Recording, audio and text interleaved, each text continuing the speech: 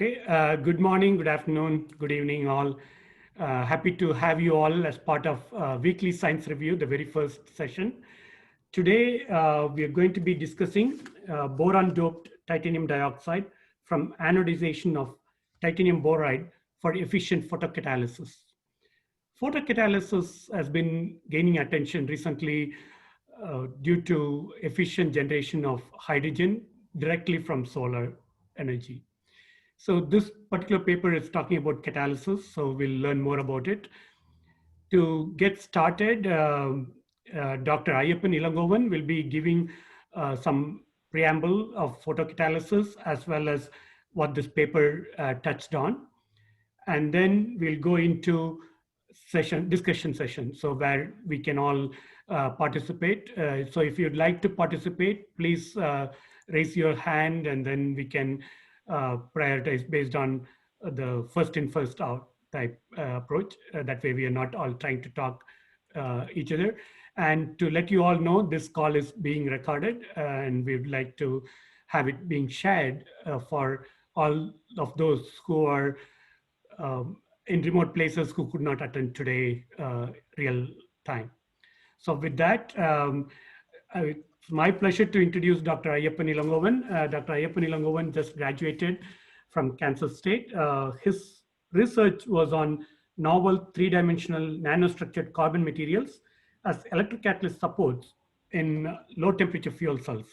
With that, I'll hand over to Ayyappan. Ayyappan, take it over. You can share the screen from you. Yeah, thank you, Dr. Chok, for the introduction, and I'll be sharing the screen. I hope everyone can see my screen. Okay, so today we'll be discussing boron-doped titanium dioxide from anodization of titanium boride for efficient photocatalysis.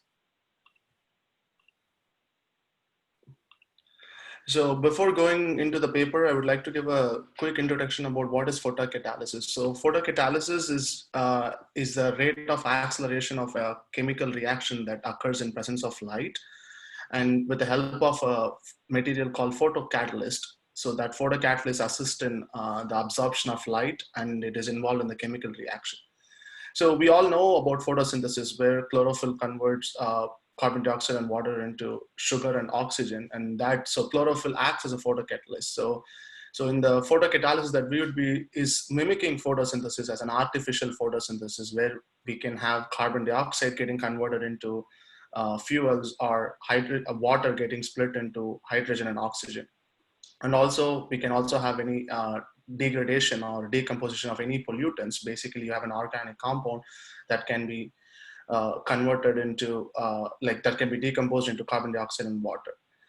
In general, photocatalysis can be broadly classified into two different types, one being homogeneous photocatalysis, and the second one is heterogeneous photocatalysis. So the homogeneous photocatalysis is where the reactant and then the catalyst exist in the same phase. For example, Fenton's reagent. So Fenton's reagent is a solution based, is a mixture of ferrous ion and hydrogen peroxide. So we use that for dye degradation. So they can produce this hydroxide or peroxide radical, and this can act as a oxidant, because these have a higher oxidation power and they can oxidize our dye. And heterogeneous photocatalysis, here the reactants and catalysts are in different phase, and that a good example for that would be where you have a transition metal oxide or semiconductors as catalyst for water splitting reaction. And why do we want to focus on semiconductor? So we all know that the metals, semiconductors and insulators have different band gaps, where like metals, the valency band and conduction band overlap. So there is a free movement of valence electrons, but there is no excitation, cannot happen. And at the same time, in insulators, the energy band gap is very large, and it requires a higher energy to excite the electron from valency band. So it needs a higher energy source, and it's not efficient. So the ideal candidate would be semiconductor, where the band gap is sufficiently small so that you can excite an electron from valency band to conduction band, and then you can have any redox reaction happening on the surface or on the secondary material. And out of different semiconductor as photocatalyst, why do we want to focus on titanium dioxide as photocatalyst? Because they have a higher oxidation power, and they also have an efficient photoactivity. And when you use TiO2, they are actually, they have a high stability in terms of both photoresistant and also corrosion resistant. And they also, they are economically available, and then they're also environmentally friendly. And TiO2 has two different crystal phases. One is being rutile, and then another one is anatase. And the basic difference between these two would be the band gap. So what happens is, at a higher band gap for the anatase, it can absorb only light less than 388 nanometers, so mostly on UV light. And here, the rutile phase can do a little bit of visible light because they have a reduced band gap of 3.0 eV. And the major drawback of TiO2 as photocatalyst is it has a large band gap energy. And so then, because majority of the visible light is, like, majority of the solar energy spectrum is from the visible light, which is 43%. With a higher band gap, it can absorb only light of UV region, so which is only 5% of the total solar energy distribution. And then the second disadvantage is the a faster recombination of electron hole pairs. So this ranges in terms of 10 to 100 nanoseconds. So you don't want the electron hole pairs to recombine faster, and you want them to take part in a particular reactions. And how we can modify TiO2 is basically we can do metal or any non-metal doping that can decrease the band gap, so you can have visible absorption. And then you can do structural modification using nanostructured TiO2. And we can also use dye sensitization, for example, in solar cells where they use a ruthenium-based dye, or coupling with other semiconductors. Coupling with semiconductors that has a lower band gap, so you can have two different materials doing two different reactions. And we can also stabilize it on different support structures like carbon.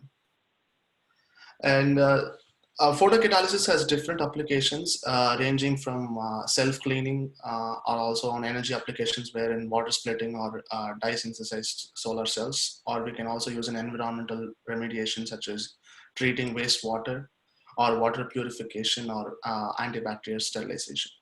And in today's paper, we'll be focusing on two different applications of photocatalysis. One is the photoelectrochemical water splitting. So in photoelectrochemical water splitting, we'll have the photoanode, which is our titanium dioxide, and a metal cathode, platinum cathode. So how the mechanism works is, so when the incident energy, the energy greater than the band gap is getting absorbed, and then it excites an electron from the valency band to the conduction band, and then generates hole. So this hole is swept to the surface of the semiconductor to drive the water oxidation reaction. And then the electron on the conduction band that is excited from the valency band is transferred to the platinum surface, where it drives the water reduction reaction. So the oxidation reaction and then the reduction reaction can be given by this mechanism over here. So overall, we can split water into hydrogen and oxygen.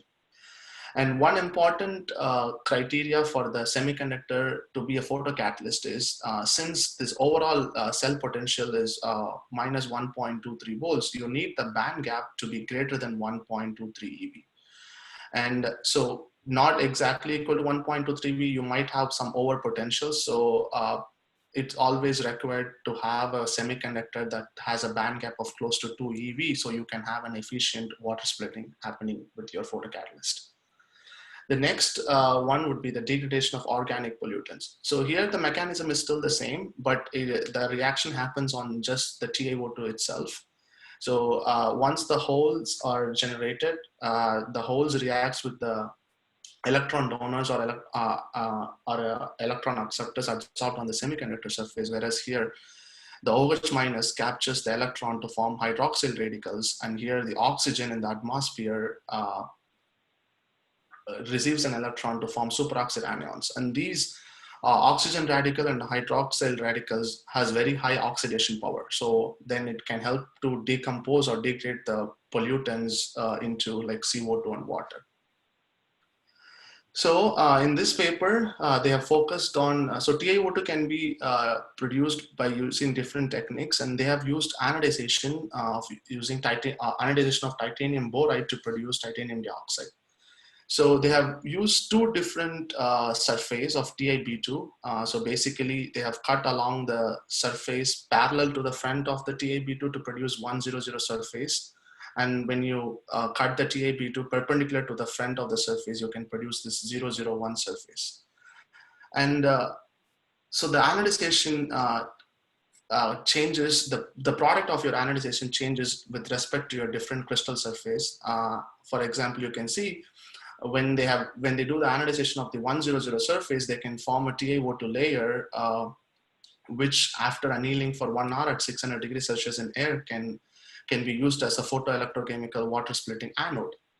Whereas when they have a 001 surface exposed and when they did the anodization, it cannot form the TiO2 layer on the titanium boride substrate. Rather, it forms a gel suspension. And then they took the suspension out. They did the hydrothermal treatment at 180 degrees Celsius for 10 hours in autoclave. And what they found was that indeed the resulting gel was supposed to be, after hydrothermal treatment, was a boron-doped titanium dioxide nanoparticles, and then they used it for dye degradation to measure the photocatalytic activity. So so they did the orientation and morphology study. The titanium boride contains titanium to titanium bonding in the 100 plane, and titanium to boride covalent bonding along the 001 direction. As we can see, for the B1 is for the S2, and you can see it's dominated by this 100 surface. And whereas the one over here is dominated by the 001, confirming that indeed they were on that surface. Next, they validated the orientation by using optical microscope images, where they found out these darker areas are due to the ionic bonding in the 001 direction that would eventually cause the brittleness of the TiB2 structure. And they also further evaluated the crystallographic orientation degree along the 001 direction for both the surface with the S prime and the S2. And they found out the S prime, which has the 001 surface, had a higher orientation degree, confirming that the orientation in 001. And also they also further calculated a Lord-Gehring orientation factor. So this factor can vary from 0 to 1, 1 being perfect orientation and 0 being random orientation. And what they found was they had a 0.697 for the one in the 00 orientation, telling that it had close to a perfect orientation. The one dominated by 1000 surface had a random orientation of that 001 crystal plane. And then to further evaluate the corrosion electrochemistry, they did the cyclic voltammetry at with 25 millivolt per second in a mixture of Na2SO4 and NH4F. So what they found out was initially they did it only on Na2SO4 without any fluoride involvement. So what they found was that indeed the first cycle, basically the one indicated by the dots, had a higher current density, as you can see for the one with different TiB2 with S2 and S prime, and where the titanium had a decreased density. So, and after the first cycle, you can see the decrease in the current density due to the passivation, because initially when the titanium dioxide layer forms, it stops any further corrosion. So it forms a passivation layer. So you have a decrease in the current density. But whereas when they have the fluoride involvement, what they found was for the titanium metal, there was no change in the corrosion current density. But whereas in the presence of fluoride for these TiB2 with S2 and S prime, what they found was they have a very high current density, and with the one with the S prime had a higher current density with 30 milliampere per centimeter square. And they found out that S2 showed actually an even increase in the current density after, because the first cycle you can see, and then with the second to fifth cycle, it had an even higher current density. And that is because of the active corrosion. And this active corrosion is what that leads to the formation of a gel suspension rather than a TiO2 layer on this S prime sample. So to further evaluate the corrosion electrochemistry, they did the electrochemical impedance spectroscopy after they doing CV at the onset potential. And what they found out was when they have just Na2SO4, what they found was the S prime sample had the lower RCT value, telling that it had a higher corrosion rate. And then when they had a fluorine involvement in it, it had an even lower RCT value, confirming that the corrosion rate is 10 times higher. As you can see, the RCT value is like 10 times lower, which tells us that the corrosion rate is 10 times higher when we have fluorine involvement on this S prime sample. Whereas on this S2, they actually found out that it indeed have two different like there is a two circles, and the second one contributing to the porous oxide film that's formed on the surface, whereas the S prime showed only one arc, and they correspond that this is because of the active corrosion and there is no porous film formation on the surface. Next, they made the photoelectrochemical electrode from the S2. And what they found out was, they did the XRD to see if it's a mixture of anatase or rutile phase or what phase it is. And what they found out was when they did the XRD for this anodized sample after annealing at 600 degrees Celsius, it indeed showed both rutile and anatase type TiO2. Confirming it's a mixed phase. And in general, people say that when they do the annealing less than 1000 degrees Celsius for 1 hour, they can form a layer of B2O3.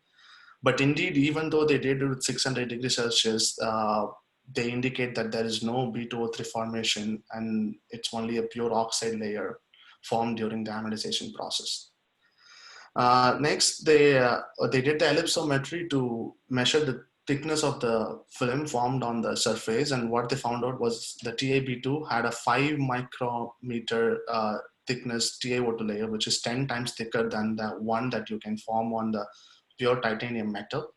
And they attribute that this thicker TiO2 layer can be due to the use of higher concentration of NH4F, or the rate of TiO2 dissolution is actually lower in the TiB2. Then they did the analysis of XPS analysis of titanium. What they found out was when they did this spin orbit coupling, then you can deconvolute the 2p 3x2 into two different peaks. One is being Ti3 plus, one is Ti4 plus, and they found out that the Ti3 plus contribute to 3% of total titanium present in the photocatalyst. And also, there is a trace amount of boron in the form of BO4 is present on the catalyst, confirming the interstitial doping of boron into the photocatalyst. And also, in terms of oxygen doping, they found out around 5 to 30 they have a TiO bond, and also at 531 they have hydroxyl adsorption on the surface. And with the F1 spectra does not give any visible peak, confirming that there is no fluorine doping into the structure. Then they did the SEM image to confirm the structure of the PEC electrode, and what they found out was indeed initially it looked very rough and porous, but a higher magnification image of the earlier image produced TiO2 crystals, which had a size of like 100 to 300 nanometer. And usually when you use fluorine containing electrolyte, what you generate is a TiO2 nanotubes or nanorods. But indeed, they found out that the anodic coating on TiB2 when they used fluorine containing electrolyte did not consist of any nanotubes, which is surprising. Next, going on to the photocatalytic activity. So they did the UV adsorption spectra for the TiO2 layer formed on the TiB2 catalyst. And what they found out was this: they showed a light edge, absorbance edge of 408 nanometer, which is 26 nanometer negatively, which is 26 nanometer redshifted compared to the TiO2 on titanium dioxide. And they say, but this is on the UV, it is on the visible range because of the boron doping.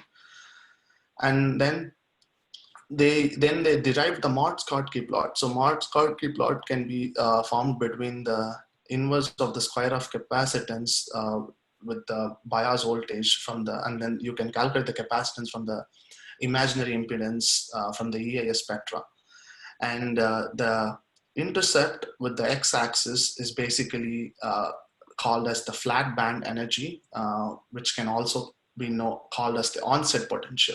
So what they found was the onset potential was around minus 0.37 with respect to RHE, which would be minus 0.57 with respect to silver chloride. And then they did the photocatalytic characterization using, and they did the current density variation for the different catalyst in the presence and absence of light across the voltage. And what they found out was in the presence of light, the PEC anode that you form from this S2 showed a much higher current density than the titanium dioxide on the titanium metal. And then they found out when they apply a voltage bias of 0.5 volts, the TiB2 with TiO2 can have a photocurrent of 1.96 milliampere per centimeter square, which is at least 20 times higher than the one that they can obtain on the titanium foil. And this higher photocurrent that they obtained is at least stable for 2 on-off cycles, and they relate that this could be due to the thick titanium dioxide film formed on the TiB2 surface, or also the boron doping that can enhance the light absorption in the visible region. Or we saw that it had 3% of titanium 3+, which can also ease the charge transfer resistance. Then the second one, we saw that when they did with the 001 surface, they indeed form gels which can be hydrothermally treated, and then they can form nanocrystals. So since the anodic under this anodic condition that they used, the S prime suffers a higher active corrosion, and that's why they form a gel. And this gel is a result of either the dissolution of the TiO2 from the surface of the TiB2, and also due to the precipitation of titanium and boron species that was produced in the electrolyte. So to know the mechanism of the reaction, they did the XPS spectra for the different materials. So the gel one means they obtained the gel, they just dried it at 80 degrees Celsius, and then they did the XPS. P25 is a Degussa P25 catalyst, is basically a nano particle, which is titanium dioxide nano powder. And this TNH4F, TNAF is the titanium dioxide that was obtained from the gel that was after hydrothermal treated from the NH4F electrolyte, and the one that had NAF electrolyte. So as you can see here, the titanium 3+ was shown on all these four components, and they estimated that it to be around 4% from the gel. And usually the titanium 3+ can be up to 40% depending upon the different chemical conditions on the experimental conditions. And what they found out was this lower titanium 3+ on the surface of the gel is a result of hydrolysis or oxidation in the ambient air. And then they did the B1S spectra, and what they found out was the presence of B1S was shown only on the TNH4F, confirming the interstitial boron doping in the TiO2 boron doped on the gel. But indeed, that the amount of boron was, and that amount is very trace amount. That's why they were not able to detect it on the TNAF sample. Next, to confirm the involvement of other chemical species, with this oxygen, fluorine, and nitrogen, they did the XPS spectra further. And what they found out was indeed oxygen peak for the TNAF and TNH4F was identical to the P25 catalyst, confirming that there is no oxygen vacancies, or indeed if it was very minor. And then the F1S spectra of the TNAF and TNH4F was around 684.0 eV, which was much lower than that of TaO-F2 or TaO2 minus X or Fx, which corresponds to TIF bond. So confirming that there is no TIF bond, and rather the fluorine that is detected is just the adsorbed fluorine replacing the OH groups on the surface. And they found out that the N1S at 399.7 eV was same for the P25 catalyst and TNAF, but it shifted to a higher binding energy in terms of TNH4F, confirming the nitrogen doping that could result when they use NH4F as an electrolyte. So they then, to confirm the photocatalytic activity, they did the UVB spectra for the one with the TANF and TNH4F, and also for the comparison with the P25 catalyst. And what they found out was when they used for the TNAF and TNH4F catalyst, they indeed had a light absorption, like a stronger light absorption on the visible light region. And for the TNAF, it was further stronger, confirming the light absorption in the visible region resulting from the boron doping.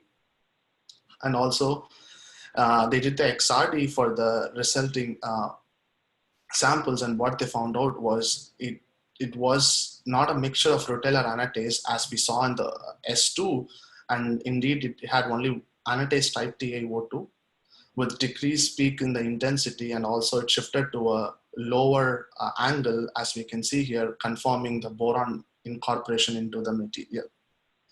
And this is, as I mentioned, that this is anatase is a low temperature polymorph of TaO2 in contrast with the mixed phase in the PEC anode that was annealed at 600 degrees Celsius.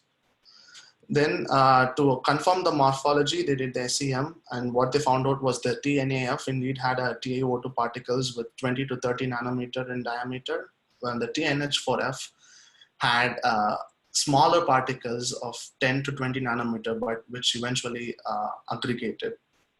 And they did the dye degradation using rhodamine B, and they found out that the removal efficiency was high for their TNH4F when they used NH4F in the electrolyte. And this was at least 2.64 times and 4 times higher than the NAF used catalyst and the commercial P25 catalyst under different radiation source. And so as a summary, TiB2 is the most common 2D transition metal borate. Then they can produce boron-doped TiO2 coating on nanocrystals, changing based on the anodization condition and also on the crystal structure. And the TiB2 anodization can produce a porous film with a higher thickness compared to the TiO2 on titanium foil. And the TiO2 photoelectrochemical anode achieved a photocurrent density of 10 times higher than the TiO2 on titanium foil. And this fast dissolution of TiB2 can produce a gel containing Ta3+, which can be a metastable state when you want to synthesize an oxygen deficient TiO2. And also then the boron-doped TiO2 after hydrothermal treatment can help in the increased light absorption in the visible light region and can be used efficiently for degradation of rhodamine B type. And with that note, and this would be the paper that we would be discussing for our next weekly review. And now over to everybody for questions, or like we can do the discussion now. Thank you. Great. Thank you, Dr. Ayyappan. I think we can all come on video to discuss, and maybe stop sharing. That way we can discuss Sure. through video, and if needed, we can bring up this screen. Yes. Great. Okay, thank you, Mani, for joining. I see you joined. Great. Thank Okay. you. Thoughts, who would like to start? Since I did what I found was in this paper, the dye degradation was not done. Like there was not enough characterization to do some kind of like quality or quantitative analysis. So they did not, for example, when they do the dye degradation, they do a UVB spectra to see how does the dyes like absorption shifts. So it shifts to a lower wavelength when the dye degrades. So that can give us how efficient it is, and also the time. This rather tells only the efficiency. It does not plot the concentration decrease across the time to know, okay, because I know they can use TiO2 and degrade rhodamine B dye with with less than 1 hour. So this, I don't know what's the time limit. And also the concentration that they used looks like 1 gram per liter based on their initial in the experimental. So which seems to be a higher loading for a rhodamine B degradation. So those are the questions I had, maybe that could have been answered better. Got it. Okay. I had a question. Yeah. So you talked about, I mean, by the way, excellent job, great job summarizing all that in a short period of time. It's very hard to do that. So question, from a design standpoint, so you explained very well that, the electron hole separation or recombination is an issue. And then, but you talk about this, they talk about this thickness. The titanium oxide thickness is a parameter, which is the higher the better. But isn't there a thickness where you would start having significant electron hole recombination? Wouldn't that become a problem? Is there an optimum thickness, for lack of a better question here? And generally, I don't know how that works. I mean, can you explain that a little bit more from a functional standpoint, how it works, the thickness? From my understanding, what I found was the maximum thickness for TiO2 when they form a film, it was actually 6 microns. And I believe with anodization, they can form between 5 to 30 microns. And maybe that's why they stopped with this. Maybe they tuned the parameters to form a 5 micron thickness. So it's on the safer side. You don't have, you have like a lesser recombination rate. So you can use the hole and electron for different reactions. Is that what my understanding is? Yeah. Okay, thank you. Other comments, thoughts before I can go next? I want to give opportunity to others.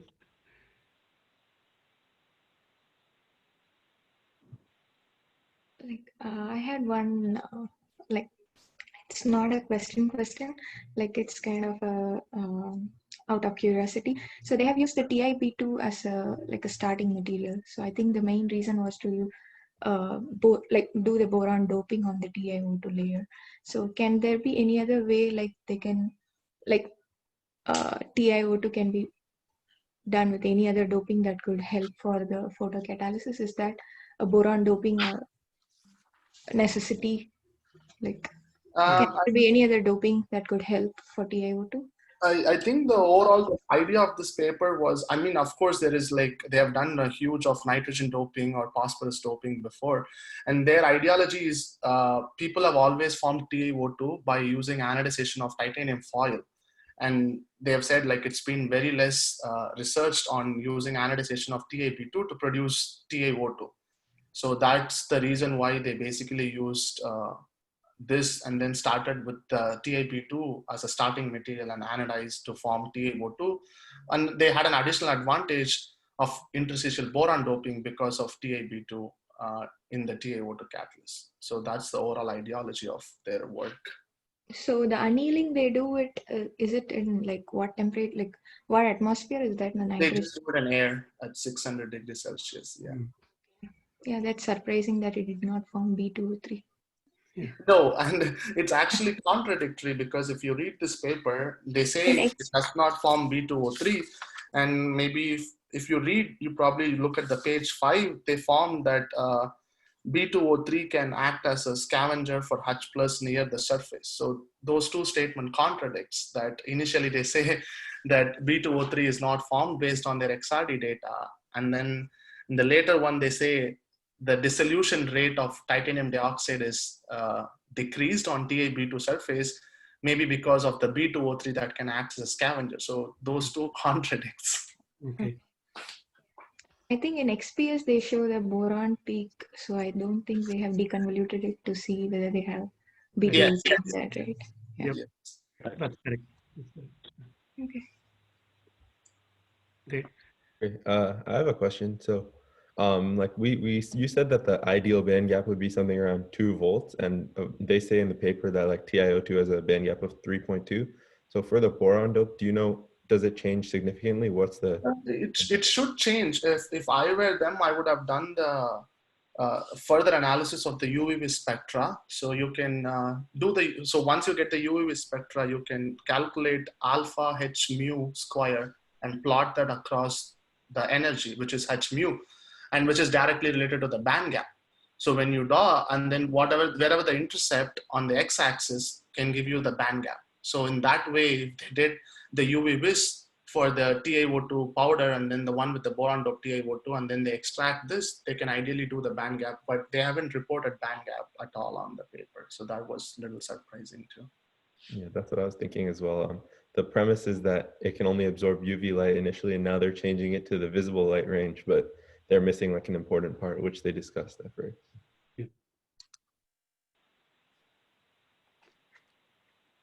A few things, a couple of things I had. When they talked about the corrosion, they were using the AC impedance as a way to say, I think it would have been nice to include galvanostatic and or potential static corrosion studies to actually determine the ICOR, right, corrosion density. Then you can start quantifying. For AC impedance to be used as a quantification, you have to go around and do a lot of modeling, and there's lots of error associated with that. So that's one thing that came to my mind. The other thing, they did some hand waving discussion about titanium dioxide dissolution versus titanium dioxide formation on titanium. I think they could have done some coulometric calculations to see if it was actually formed. Then you would have had the coulomb pass through, and then you could have identified how much dissolved based on the thickness. Yeah. You can actually count the coulombs and then see how much you expect the titanium dioxide to be formed. So that would have helped determine the dissolution. The third one, I thought they're talking about a lot of surface area, but it would be nice to have either a capacitance CV or some sort of a measurement of the actual electrochemical surface area. So to strengthen their paper. So those are the three things that came to my mind. Yeah, they mention as porous film, but they don't do any like further quantitative analysis to verify. Correct. Yes. Correct. Correct. Yep. I think, sorry, one question or comment actually to Chalk's comment. I think you take RCT and back calculate ICAR, right? There is a formula to do it. Right. But to your point, linear sweep voltammetry with 10 millivolts sweep, either went from rest potential would be the ideal way people, we have done it in the past, right? So. Yep.